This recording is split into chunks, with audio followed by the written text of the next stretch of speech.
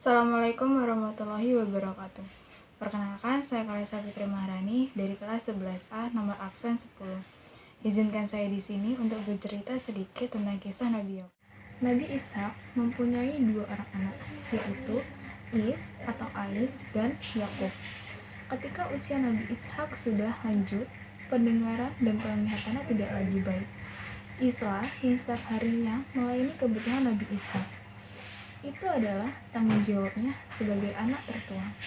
Suatu ketika, sang ibu meminta Yakub menyiapkan makanan untuk Nabi Ishak. Yakub mengerjakan perintahnya dengan senang hati. Melihat perilaku anaknya yang sangat baik, Nabi Ishak mendoakan Yakub. Beliau berkata, "Semoga engkau menurunkan nabi dan raja." Is merasa iri bahwa tahu ayahnya mendoakan Yakub. Ia merasa Yakub telah lancang menggantikan tugasnya yang menyiapkan makanan untuk ayahnya. Seharusnya doa itu untuk dirinya, bukan untuk Yakub.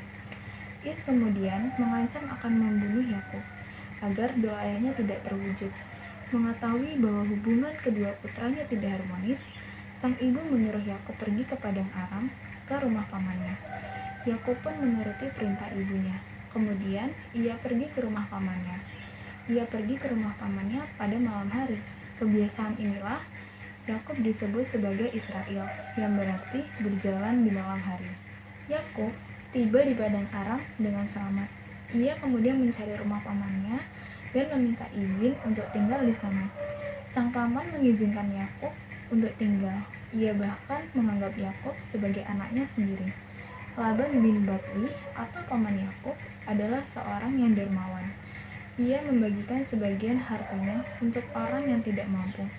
Melihat perilaku pamannya yang begitu terpuji, Yakub lantas menirunya. Kemudian, Yakub pun terkenal sebagai dermawan yang baik hati. Pada suatu ketika, Yakub bermimpi bertemu dengan malaikat dan juga mendengar suara yang mengatakan bahwa ia akan mendapatkan keturunan dan bumi ini akan menjadi miliknya dan milik keturunannya.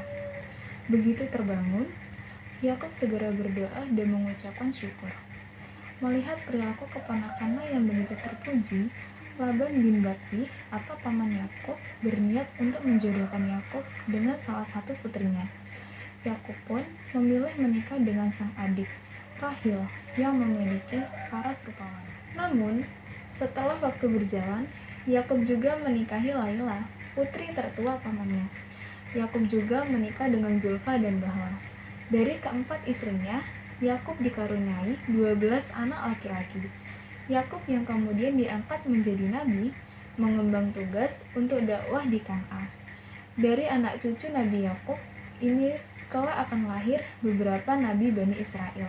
Mereka adalah Nabi Musa alaihissalam, Nabi Harun alaihissalam, Nabi Ilyas alaihissalam, Nabi Ilyasa alaihissalam, Nabi Daud alaihissalam, Nabi Sulaiman alaihissalam, Nabi Zakaria alaihissalam, Nabi Yahya alaihissalam, Nabi Isa alaihissalam, dan Nabi Yunus alaihissalam.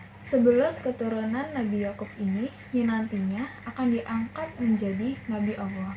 Sumber yang tercatat di dalam Al-Quran yaitu adalah surat Shad ayat 45 sampai ayat 47. Ayat 45 yang artinya, "Dan ingatlah hamba-hamba kami Ibrahim, Ishak, dan Yakub yang mempunyai perbuatan-perbuatan yang besar dan ilmu-ilmu yang tinggi." Ayat 46 yang artinya, "Sesungguhnya kamu telah mensucikan mereka dengan menganugerahkan kepada mereka akhlak yang tinggi, yaitu selalu mengingatkan manusia kepada negeri akhirat." Ayat 47 yang artinya, "Dan sesungguhnya mereka pada sisi kami benar-benar termasuk orang-orang pilihan yang baik." Pelajaran yang dapat kita ambil dari kisah Nabi Yakub adalah menyayangi kakaknya meskipun selalu dizalimi, rajin membantu dan mengurus rumah ibunya, sangat taat kepada Allah dan tekun beribadah, tidak silau dengan kekayaan duniawi. Itu adalah beberapa yang dapat kita ambil dari kisah Nabi Yakub.